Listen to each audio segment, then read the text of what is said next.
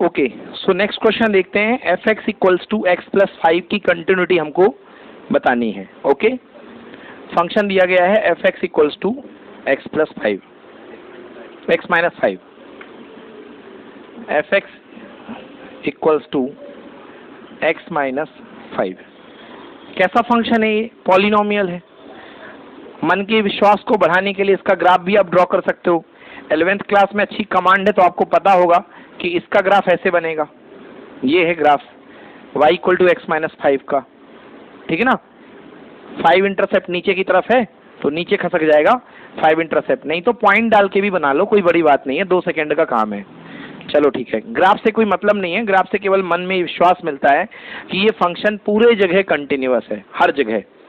और मैंने पहले भी बताया था पॉलिनोमियल है तो कंटिन्यूअस होगा। अब साबित कैसे करेंगे भाई? क्या बोला है क्वेश्चन की प्रूफ करो कि ये फंक्शन कंटिन्यूअस है। उसने कोई पॉइंट आपको नहीं दिया है, उसने कोई पॉइंट आपको नहीं दिया है, तो आप अपने मन से कोई पॉइंट ले लो, आप अपने मन से कोई पॉइंट ले लो। लेट एनी पॉइंट,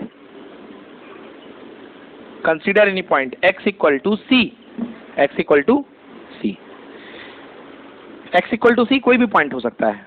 अब अगर इस पॉइंट पे अगर ये कंटिन्यूअस है, मतलब हर पॉइंट पे कंटिन्यूअस है। हम एक जनरल पॉइंट लेकर के चल रहे हैं x इक्वल टू सी, समझ में आया ना। x equal to c point पे हम लेके चल रहे हैं, अब देखते हैं कि कंटिन्यूअस है कि नहीं है। अगर x इक्वल टू सी पर कंटिन्यूअस होगा तो 3 बातें, कौन कौन सी बातें? F of c, f of मतलब c पर फंक्शन की वैल्यू, दूसरा c प्लस h पर फंक्शन की वैल्यू। c प्लस h को क्या बोलते हैं अपन? Right hand limit. क्या बोलते हैं? Right hand limit. और f of c minus h, इसको क्या बोलते हैं अपन? Left hand limit. तीनों इक्वल आएंगे। तो चलिए सबसे पहले निकालते हैं f of c। f of c कितना हो जाएगा डियर? c माइनस 5 हो जाएगा, x की जगह पे c लगा दिया, c माइनस 5, ठीक है। अब निकालते हैं, ये आ गई फंक्शन पर वैल्यू। अब निकालते हैं RHL। RHL left right hand limit मतलब क्या है? f of c plus h, c के थोड़ा आगे फंक्शन की वैल्यू, c के थोड़ा आगे फंक्शन की value f of c plus h। तो क्या होता है इसका तरीका? Limit x tends to c के आगे फंक्शन की वैल्यू fx, ठीक है। इसको लिख सकता हूं limit x tends to c plus c के आगे वाली वैल्यू पे निकालना है। फंक्शन क्या अप्लाई होगा बेटा? x माइनस 5 होगा ना, x माइनस 5, x माइनस 5, ठीक है ना, x माइनस 5। चलिए अब क्या करते हैं, हमको वैल्यू रखना है, हमको क्या वैल्यू रखना है? c से ज्यादा वैल्यू रखना है, c से ज्यादा। तो let x equal to c plus h, c plus h, समझ में आया ना, c प्लस h। x की वैल्यू हमको c से ज्यादा रखनी है। देखो c पर हमें वैल्यू निकालनी थी, x इक्वल टू c था, अब c से थोड़ी ज्यादा वैल्यू पे निकालेंगे तो ये पॉइंट क्या होगा? c plus h। क्लियर होगा ना। अगर if x is tending to c, अगर x c की तरफ जाएगा तो h किसकी तरफ जाएगा? 0 की तरफ। क्यों जाएगा ये भी देख लो। ये आपके पास c था, थोड़ा h आगे जो पॉइंट था वो क्या था? c plus h। आप c पॉइंट की तरफ आ रहे हो चल करके, तो ये गैप कम होता जाएगा कि बढ़ता जाएगा? और ये गैप ही तो h है माय डियर, तभी तो c प्लस h हुआ है। तो अगर आप c की तरफ आ रहे हो तो ये गैप कम हो रहा है ना, सिकुड़ रहा है। तो अब अगर आपका x tending to c, then your gap h is tending to 0। आया समझ में? h is tending to 0। तो चलिए करते हैं। तो लिमिट, पहले x टेंड्स टू c था, अब अपन x पे नहीं खेलेंगे, अपन h पे खेलेंगे। तो x का c जाना मतलब h का कहाँ जाना? 0। अब x की वैल्यू पुट कर दो, x की वैल्यू क्या है? c प्लस h, x की value c plus h minus का कितना?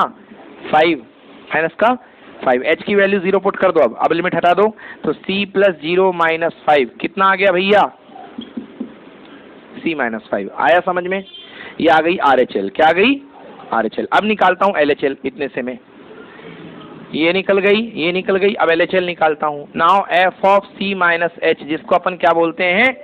LHL। मतलब अपन को फंक्शन की वैल्यू चाहिए है कहाँ पर?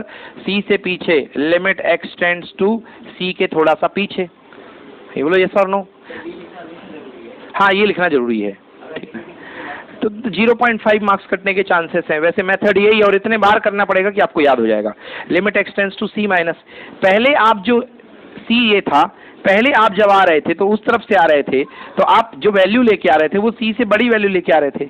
अब आप पीछे से आओगे तो आप सी से छोटी वैल्यू लेके आओगे ना, हाँ या ना? इधर से आ रहे हो ना, तो पीछे से आओगे तो सी से छोटी वैल्यू लेके आओगे, नहीं आओगे। अरे बेटा तुम मान लो यहाँ पे कहीं किसी रास्ते में तुमको जाना है 5 पर, 5 किलोमीटर पे कोई चीज पे जानी है, तो यहाँ से तुम आओगे तो 6-7 वैल्यू लेके आओगे ना, 7, 6, और यहाँ से कोई वैल्यू लेके आओगे तो कितने 4, 3 लेके आओगे ना, तो ये वैल्यू तो छोटी है ना और ये वैल्यू ज्यादा है। डन। तो इस बार आप जो है, आप जो वैल्यू लेकर के आएंगे वो क्या होगी? x tends to c fx limit x tends to c minus function की वैल्यू x माइनस 5। बोलो हाँ। इधर देखो आदर्श, समझ में आया कि नहीं है? Limit x tends to c x minus 5। अब let x equal to c minus h, हमने x की वैल्यू c माइनस h ली। अभिषेक पिछले बार c प्लस h ली थी क्योंकि राइट हैंड से आ रहे थे, इस बार लेफ्ट हैंड से आ रहे हैं तो c माइनस h।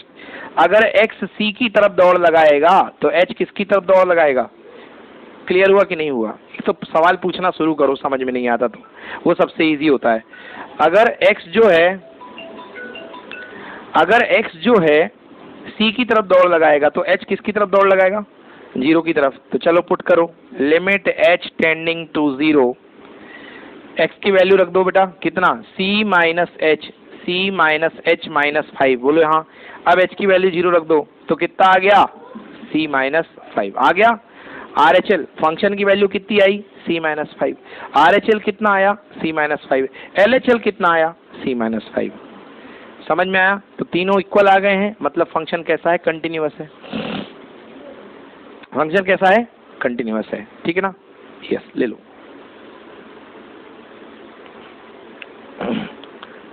ओके। अब मैंने पिछले बार में क्या अलग बताया? मैंने आपसे ये कहा है, अब इसी फंक्शन को देख लो भाई। कंसेप्ट क्या होता है? कंसेप्ट ये होता है कि फंक्शन की वैल्यू को लिमिटिंग वैल्यू के इक्वल करना पड़ता है भाई। मतलब मैंने जो आपसे कहा था f of c should be equal to f of c plus h equal to f of c minus h।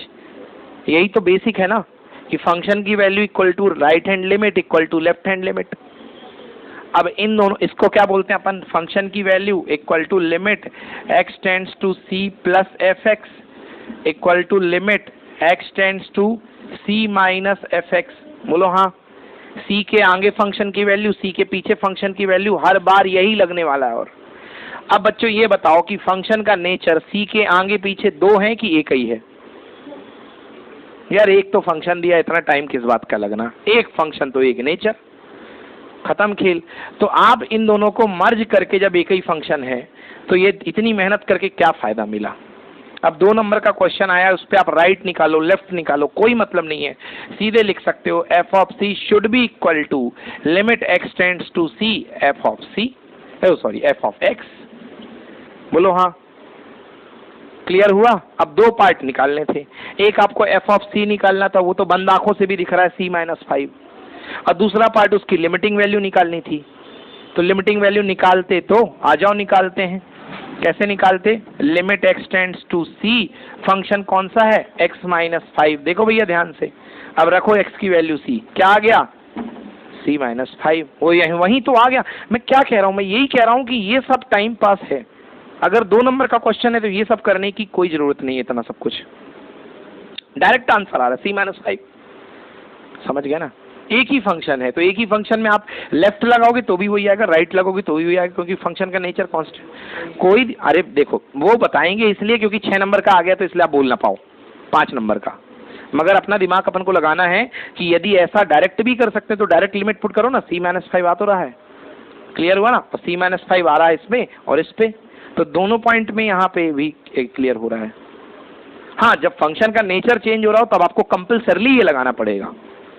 जब पॉइंट लेफ्ट और राइट के आजू बाजू फंक्शन बदल रहा हो तो आपको कंपल्सरली यही लगाना पड़ेगा। बोलो आया समझ में? नोट करिए।